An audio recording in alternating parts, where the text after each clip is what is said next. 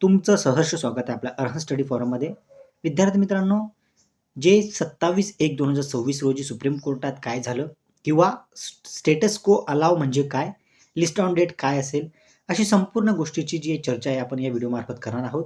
महत्त्वाचे जे आपले पॉईंट असणार आहेत या व्हिडिओमार्फत ते म्हणजे असे की स्टेटस को अलाव झाला आहे का, किंवा जी स्थिती आहे तुमची तशीच्या तशीच ठेवण्यास सुप्रीम कोर्टाने सांगितलं आहे का, किंवा लिस्ट ऑन डेट पुढची नेक्स्ट डेट काय असणार आहे, किंवा निकाल कधी लागू शकतो, डिग्री आणि डिप्लोमा कोर्स संभाव्य निर्णय काय असू शकतो, याबद्दल आपण या 4 जे आहेत आपले महत्त्वाचे पॉईंट्स त्यावर आपण चर्चा करणार आहोत.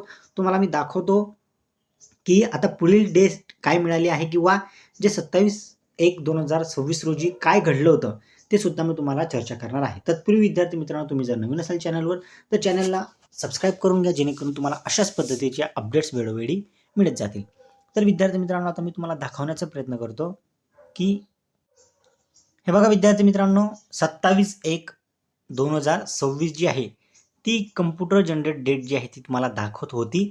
आणि एक गोष्ट लक्षात असू द्या विद्यार्थी मित्रांनो, काही विद्यार्थ्यांना मी आन्सर देण्याचा प्रयत्नही करत नाही, परंतु मी त्यांना इथं आन्सर देण्याचा प्रयत्न करतो. ते म्हणजे असं की हे बघा विद्यार्थी मित्रांनो, इथं जेव्हा कोणत्याही कोर्टाची डेट जेव्हा कोर्ट स्वतः डिसाईड करतं किंवा लिस्ट ऑन डेटमध्ये येतं, म्हणजे ती लिस्टवर लावली जाते, तेव्हा ती अशीच कॅन्सल नाही होत.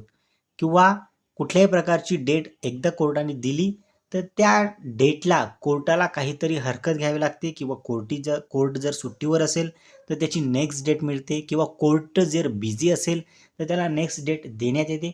परंतु अशीच एखाद्या कोर्टाने जर डेट दिली आणि ती कॅन्सल झाली, असं कोणत्याही कोर्टात होत नाही. हे तुम्ही लक्षात असू द्या. कोर्टाचे काही नियम असतात, त्या अनुषंगानेच कोर्टाला जावं लागतं. असं एखाद्या कोर्टाने डेट दिली, समजा कोर्टाने आता एखादी डेट जर दिली 2/2/2026 आणि आता ती 2/2/2026 येत नाही, तोपर्यंत कोर्टाने सांगितलं की ही डेट कॅन्सल, असं मुळीच होत नाही. म्हणून जे विद्यार्थी आता ते जास्त हुशार असू शकतात किंवा त्यांना कोर्टाचं जास्त ज्ञान असू शकतं, म्हणून ते जे कॅन्सल करत होतं, असं कुठल्याही प्रकारचं कॅन्सल होत नाही. त्या दिवशी कोर्ट जर रजेवर असेल किंवा कोर्ट बिझी असेल किंवा आपली डेट त्या लिस्टवर येऊन सुद्धा कोर्ट त्या दिवशी आपला मॅटर पाहत नसेल, तर ती डेट पुढची डेट तुम्हाला मिळते आणि त्या दिवशी काही कामकाज झालं किंवा काय नाही झालं त्याचं सुद्धा मेन्शन कोर्ट करते. हे तुम्ही लक्षात असू द्या. म्हणून जी tentatively case may be listed होती तुमची 27/1/2026 रोजी, ते मी तुम्हाला मागच्या व्हिडिओमार्फत चर्चा केलेलं आहे. आता मी तुम्हाला दाखवण्याचा प्रयत्न करतो की हे बघा, हे जे तुमच्याच केसबद्दलचे सगळे जे आहेत ती इन्फॉर्मेशन आहेत. हे बघा, जेव्हा तुम्ही केस डिटेल टाकतात तेव्हा तुम्हाला अशा पद्धतीने सगळं जे कोर्टमध्ये होत चालतं ते सगळं तुम्हाला इथं मिळतं.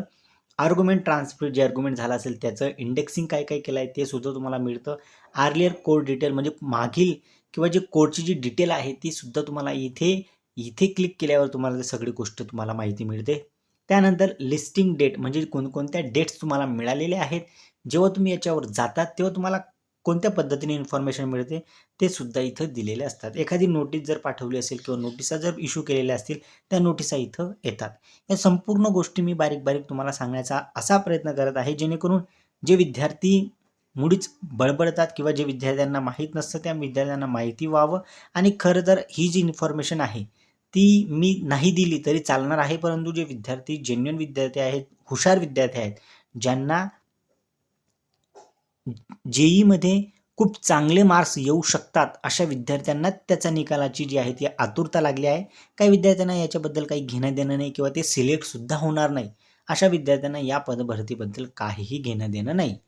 म्हणून जे विद्यार्थी आता जेव्हा लिस्ट डेटमध्ये आपण गेलो, बघा लिस्ट डेटमध्ये जेव्हा आपण गेलो तेव्हा आपल्याला जे महत्त्वाचं आहे ते म्हणजे काय, तर बघा इथं तुम्हाला जो तुमचा नंबर असेल तो इथं दिलेला असेल. त्यानंतर जे तुमचे जज असतील, ही जी केस आहे ते जी जज तुमची हाताळणार असेल त्यांचं इथं नाव दिलेलं असेल.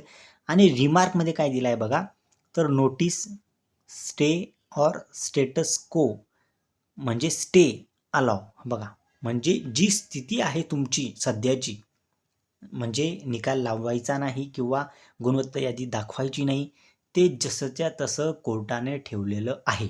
त्यानंतर तुम्हाला इथं दिसत असेल खूप हे बघा इथं मी तुम्हाला मार्क करतोय बघा, लिस्ट ऑन डेट 18/2/2026. म्हणजे आता तुमचं जे लिस्ट आहे, जी तुमची डेट आहे ती तुमची 18/2/2026 रोजी तुमची तिथं सुप्रीम कोर्टात दिली गेलेली आहे. म्हणजे 18/2/2026 रोजी आता काय घडतं, म्हणजे पुढच्या महिन्यात 18 तारखेला काय होतं ते इथं लिस्ट ऑन डेटमध्येच येईल. ते आपण जेव्हा येईल तेव्हा आपण पाहण्याचा प्रयत्न करणार आहोत. म्हणून जे विद्यार्थी आतुर होते की आता पुढे काय होईल, कसं होईल, त्यांना ही जी आहे सुप्रीम कोर्टाचं जे आहे लिस्टिंग डेट यामध्ये मी तिथे देण्याचा प्रयत्न केलेला आहे. तर हे जे आहे याची जी स्टेज आहे विद्यार्थी मित्रांनो, ती स्टेज आहे तुमची सिव्हिल तुमची केस आहे फॉर ॲडमिशन. आता ॲडमिशन म्हणजे काय असतं, ड्यू ॲडमिशन म्हणजे काय असतं, ते सुद्धा मी तुम्हाला वारंवार समजवण्याचा प्रयत्न केलेला आहे.